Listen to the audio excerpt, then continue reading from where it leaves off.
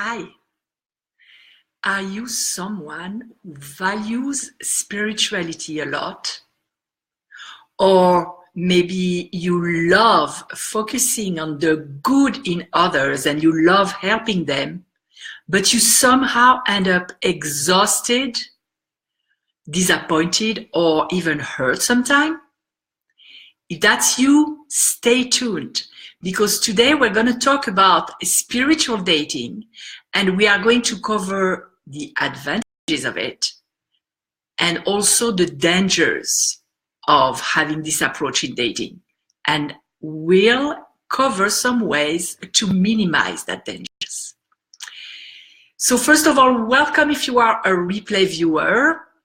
I'm glad to have you here. You can put comments below and questions. I always come back and reply, address the questions and comments.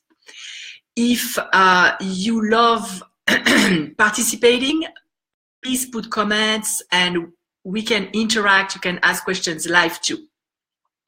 Also, when you watch that, I would appreciate if you know that it can help some people that you know in your life, share this video, because I want to reach as many people as possible, especially with that topic today, because this is my mission.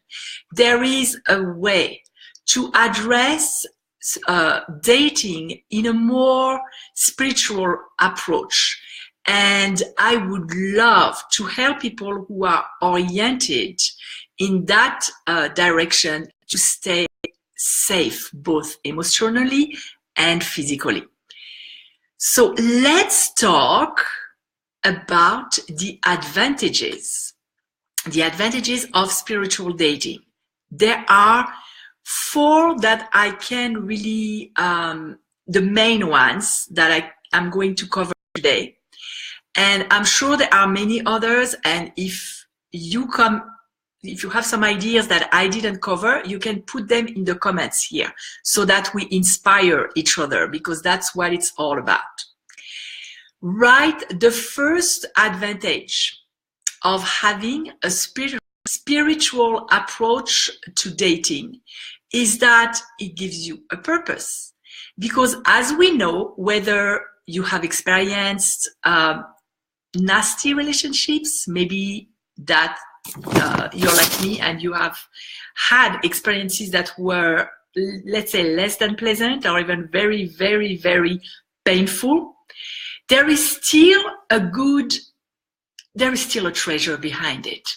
And you can mine that treasure by doing reverse engineering and see what was the lesson that this person came to teach you. Because in relationships, in love and in other relationships too, we trigger each other like crazy. This is one of the most effective spiritual growth tools. Relationships. We push each other buttons, we irritate each other, we hurt each other, we love each other. It's really an accumulation of a lot of intense emotions. That's why it's a mine, a gold mine, because based on the way you feel, you can go back and see what blocks do you have in your way, what blockages, what negative beliefs are in the way of the peaceful, fulfilling, loving relationship that you really want.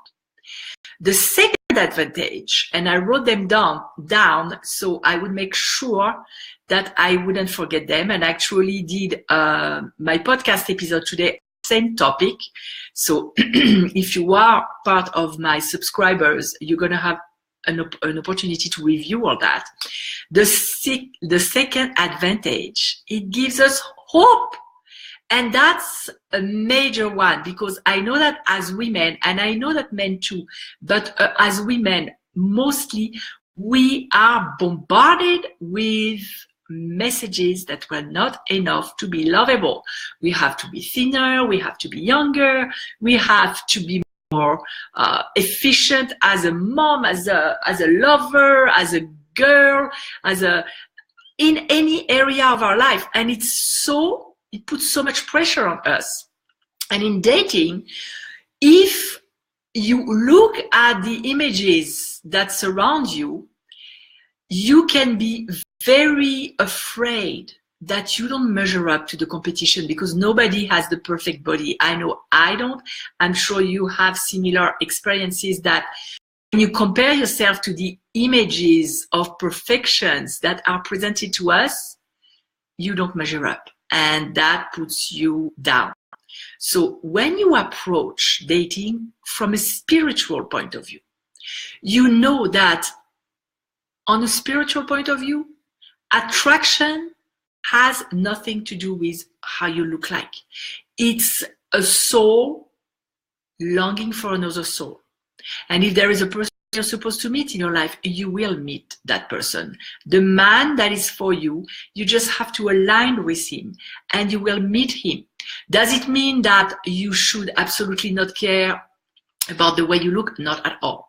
Because you need to be proud of how you present yourself. You need to love yourself. And loving yourself is also eating the healthy stuff without perfection, again, and making yourself pretty, no matter what it means to you, because we all have different styles.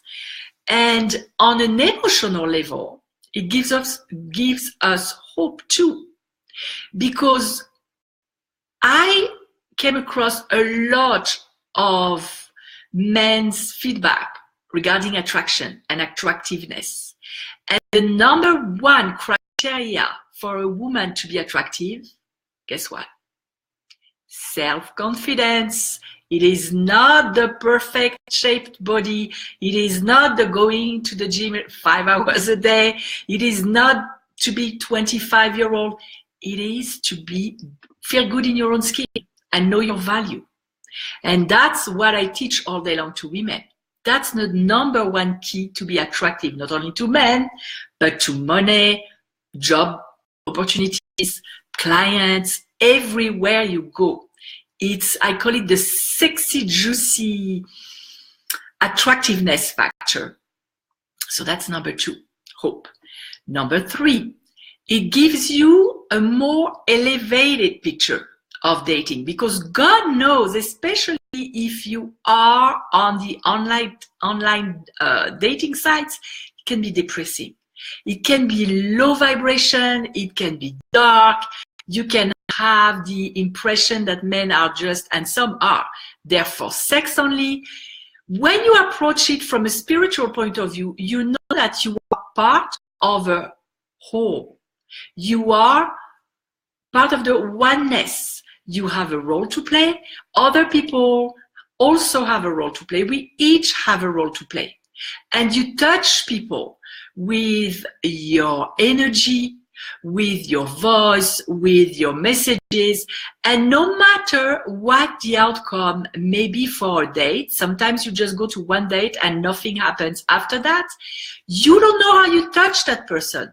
So always do your best to make the most out of it, enjoy it the most, be the most courteous. If you are not treated right, set some boundaries, because that also is a role that we have to play. And as spiritual people, sometimes it's extremely hard, because we tend to go towards universal love, forgiveness. But sometimes there is a tough position to take for your own good, for your highest good, and for the highest good of the person in front of you. So when you see it in this way, everything has a reason to be, a purpose, a role.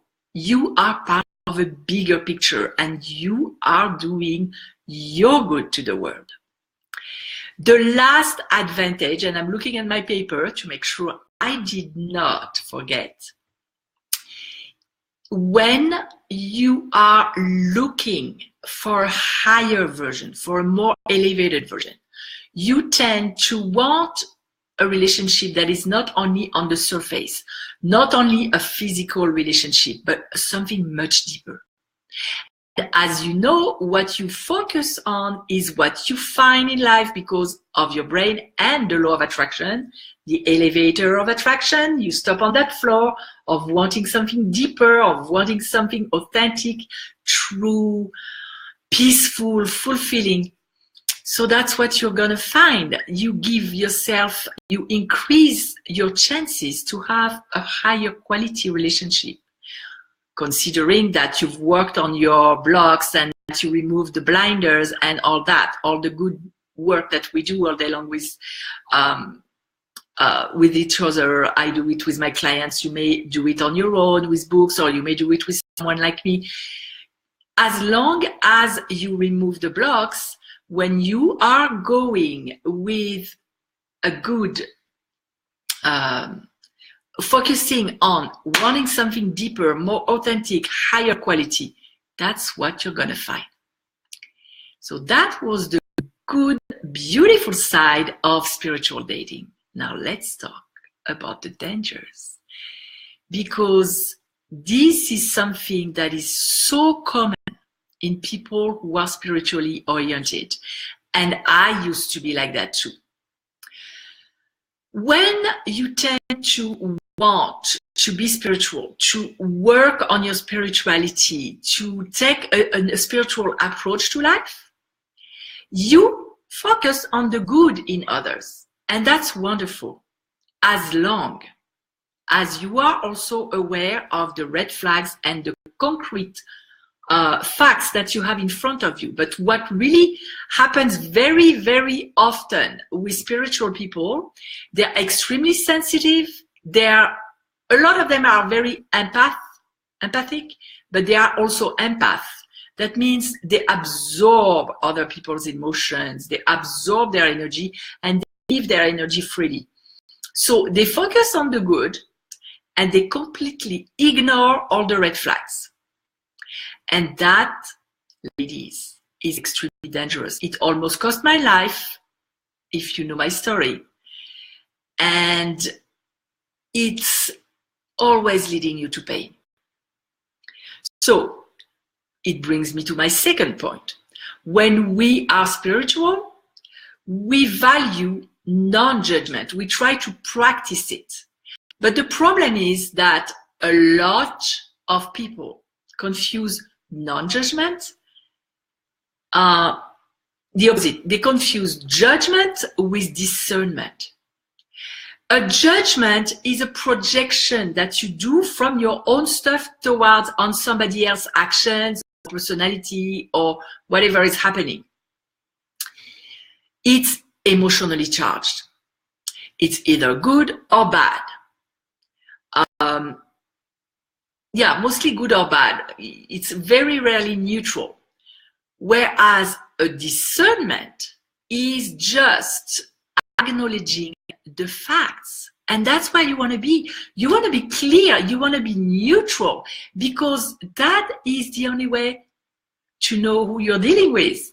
If you are attracting, especially if you are attracting all those players, those manipulators, and even the most dangerous ones, the more dangerous ones, what I call the predators, the one who have narcissistic traits, who have no conscience at all. And the science now is actually changed. They used to teach psychologists that if a person was behaving in a hurtful way, if a person had a disorder, that was because they suffered when they were young and they had a wounding that was not healed. And for us as spiritual beings, spiritual seeker, and for me, especially if you can relate, if you're anything like me where you work with energy, I work with energy, I do Reiki and tapping, it is even more dangerous because we love to help people. And when we see someone who's broken or wounded, we want to help him heal.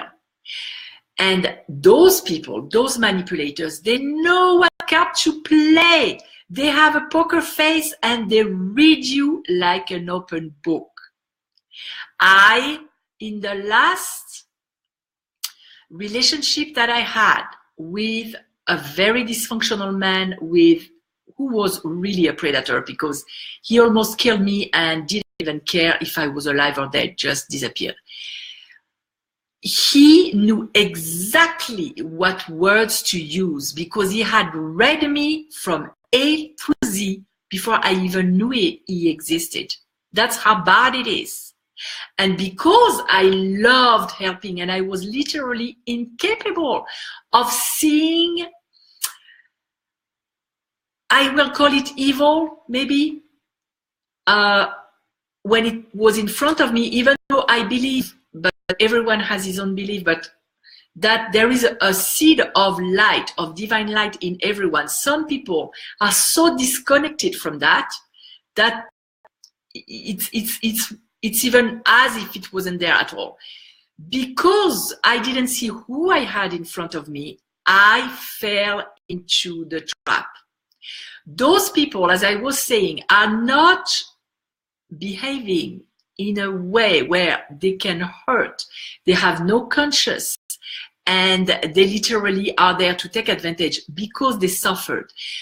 Some people, based on brain matrix, don't even have the part of the brain that is supposed to react and to become empathic, to have empathy for others. They don't have it to feel.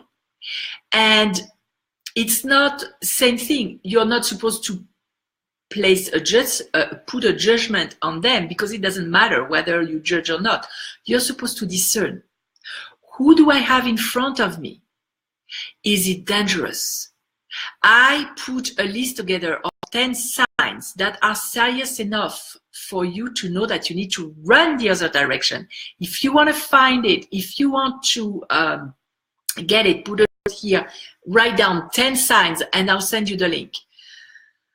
There are certain signs that when you see them, you run the other way because you're going to get hurt, either emotionally, physically, or both.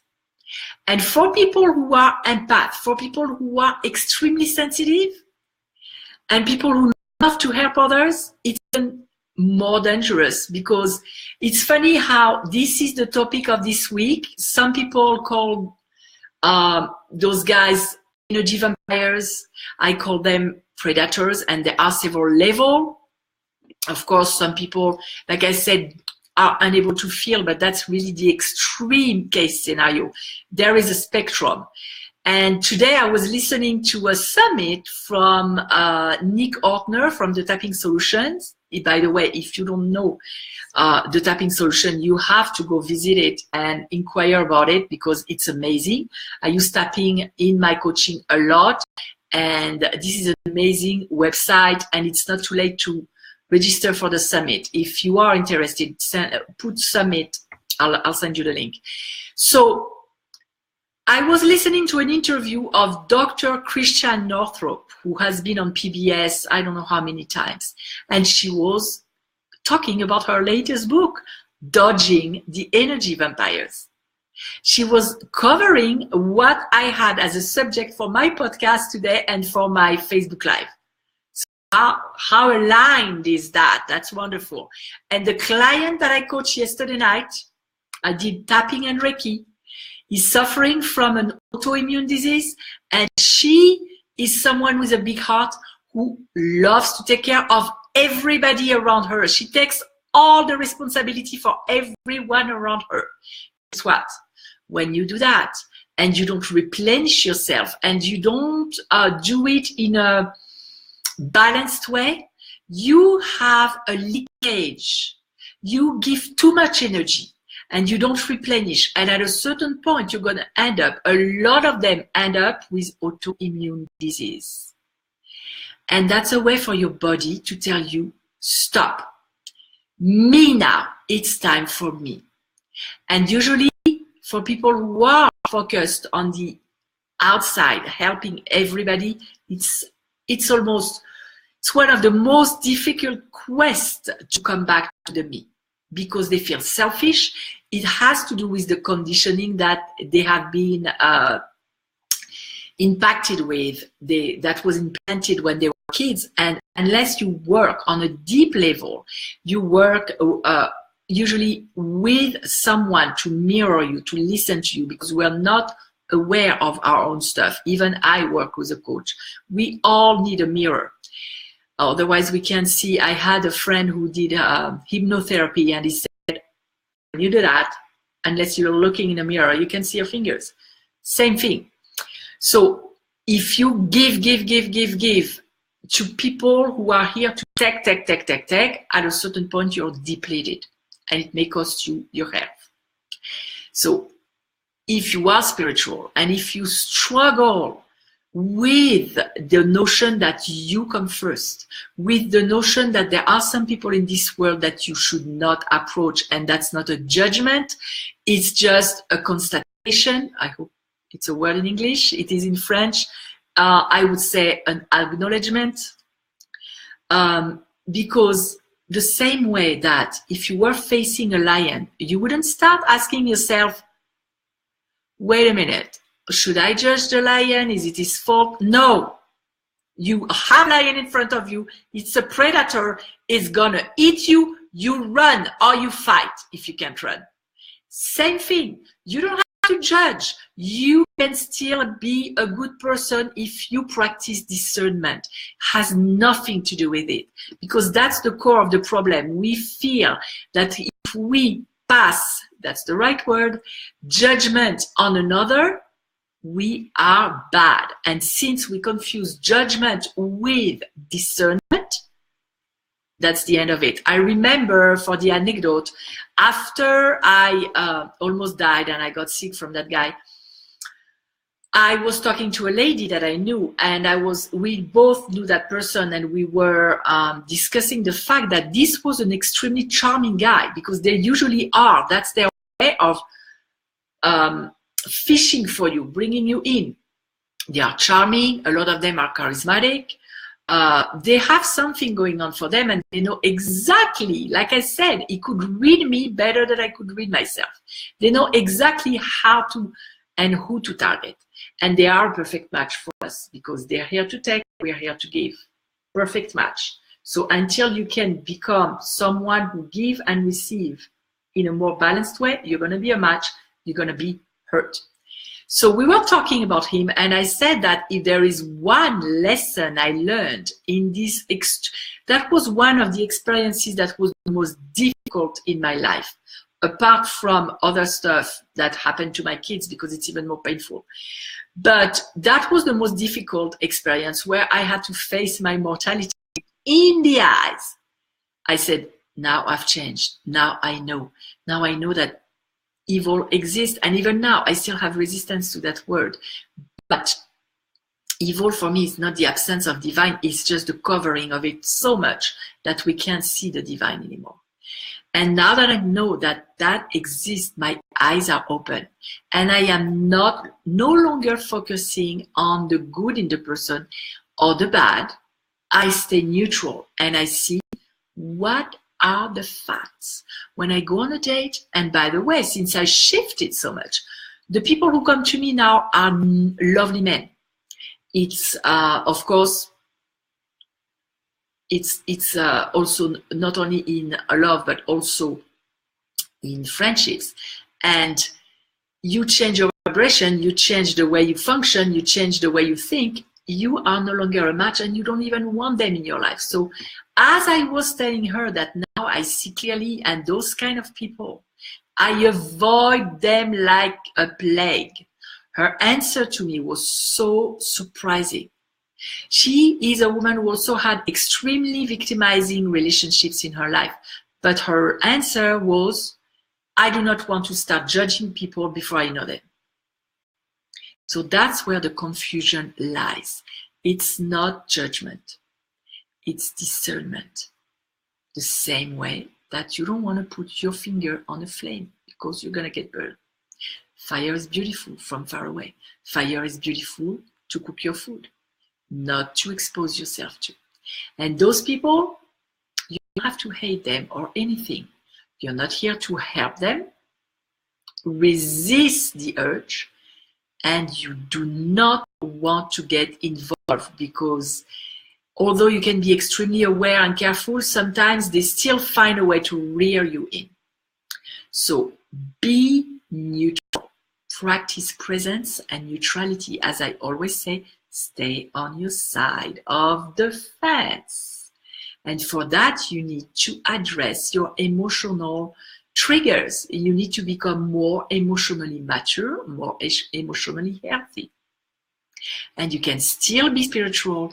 You can still see the good in the people who deserve you in their life. You can still help. You can still volunteer. You can still be a force for good in the world. I hope it helps. Again, if you have anecdotes, questions, comments, put them below. If you want the 10 signs, he's not the one to tell you you should run in the other direction. Just put a comment with 10 signs. If you want the link to the tapping summit, which is going to be, I think it's 7 more days, and then it's over. You can put the word link below and I will send it to you. I will send you the link. Meanwhile, if that helps you, share with as many women as you can think of and start practicing. Knowing here never changes your life. Start integrating it into your body and start acting and behaving from that knowledge. I wish you a wonderful dating experience, a very high elevated spiritual one, and I will see you next time. By the way, if you're not watching on Facebook and you're watching somewhere else, you can still put a comment. I'll see you next time. Bye.